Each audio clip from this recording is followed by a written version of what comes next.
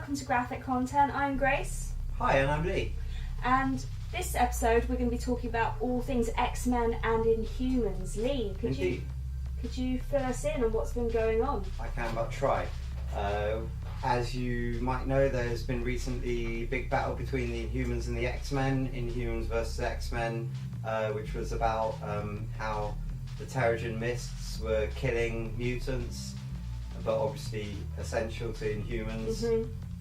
So there was a big war between them, a lot of stirring from Emma Frost, a bit of Magneto action going on there, all sorts of things going on. If you haven't read that, maybe go and catch up on that in trades, or if you can grab it still in episodes. Mm-hmm. Anyway, post that, there was a big fallout. Obviously there was a lot of things happened. I won't spoil all of it. I think I can tell you what goes on from that without spoiling it. X-Men titles. Many people complain that there aren't many X-Men titles because they say Marvel don't want to do lots of X-Men titles because but there's loads. They don't own the property. Yeah. So there are quite a lot. So to take you through that, the first things that happened after Inhumans vs X-Men were the Prime issues. Inhumans Prime and X-Men Prime. Mm-hmm. So those issues, I'm going to give them grades. I would say the Inhumans Prime issue was good. It was alright. It had a good battle at the beginning, and then it had a lot of chatting, and then it kind of led on to go and buy all these other things. The Inhumans Prime comic kind of sums up everything that's kind of, uses the end of the Inhumans vs X-Men to lead on to what's going to go on in Inhumans titles. So those Inhuman titles are Royals, which is that one. Royals. Not named after the Lord song, I'm hoping, but you never know. No.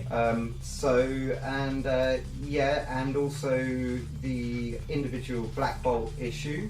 Black Bolt. And also Secret Warriors, which I think you have a little card for over there. Secret Warriors. Secret Warriors! It's got dinosaur on the front. I'm pleased. That's Devil Dinosaur. Devil Dinosaur. I don't know about Devil Dinosaur. Well, you can read Moon Girl and Devil Dinosaur if you want to find out more about that.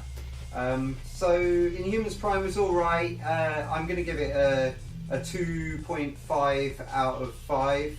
And likewise X-Men Prime was alright. It again just more acts as a setup for all the rest of the things. What are the various teams going to do? Who's going to be in charge? All this kind of business. So again, I would say that's another 2.5, maximum of 3 out of 5.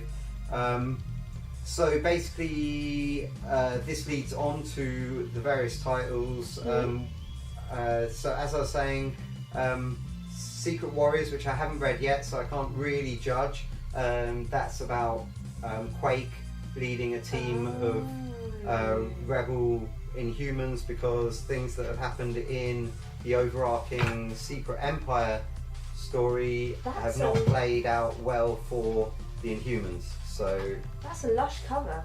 Yeah, it's gorgeous. Yeah, I'll move on to that in a bit. In fact, you'll have to check out another video on the same channel to hear more about this.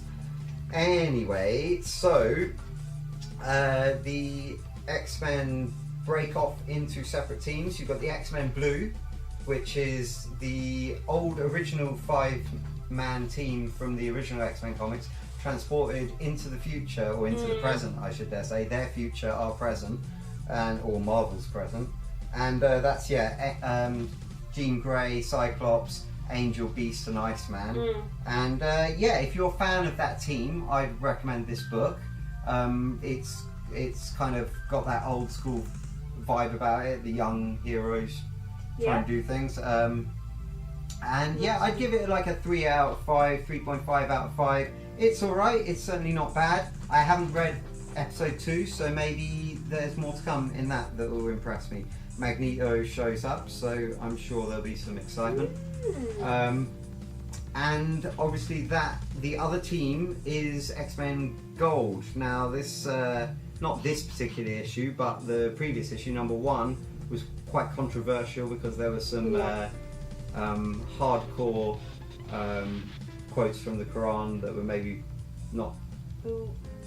Not the most friendly ones. No. I don't really get too much into the drama. No. Sure, you can see about 1 million videos on that if you want to.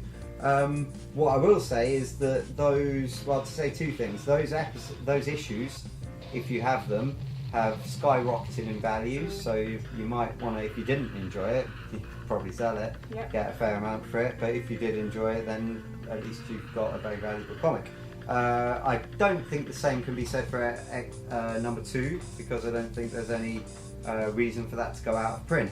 No. However, the other thing I'd say about this comic is don't let the controversy overshadow what's a really, really great X-Men read. Kitty Pryde with Old Man Logan. It's kind of a classic team, but in different lineups because it's new people in new forms and everything. Yeah, and it's really well written. Got the new Brotherhood of Evil Mutants, which is really cool. So yeah, that's a good title. So you should check it out. It's definitely worth it. If you can, I would also highly recommend Weapon X, which is the other title that came out previously, which I'd give a whopping 4 out of 5. I'd also give X-Men Gold a 4 out of 5. They're both really worth picking up. Weapon X is really good. It's basically Wolverine has been hunted by these killer robots that have the ability to adapt to their powers. They're also hunting Sabretooth, so he's teamed up with Sabretooth. They're also after James Proudstar, Warpath, and various other people who are from kind of, have healing abilities and Weapon X style abilities that these evildoers can do things with their genes and make awesome warriors, I'm guessing. I don't know, that's what I'm guessing. But yeah, it's a really good title. It's mainly just Logan and Sabretooth having, bants and, chopping up things, and these awesome robots coming on with their claws and trying to kill them, and that's good. So yeah, I'd really recommend that. That's a great title. 4 out of 5. And then also Jean Grey with Bangs is out, and that's a number 1. And yeah, it's all right. It's good fun. It had the Wrecking Crew, and and she's got a very tiny Nightcrawler that they call Bamf, which is weird. So yeah, but it's all right. It's quite a feminine, quite a feministy mag in a way, but maybe with the small F, if you know what I mean. So it's just kind of like, enough of the calling me girly and things like that when she's like super powerful. And there's a couple of hints of maybe a Dark Phoenix looming on the horizon. Black Bolt is also out, speaking of Inhumans and swapping back to Inhumans.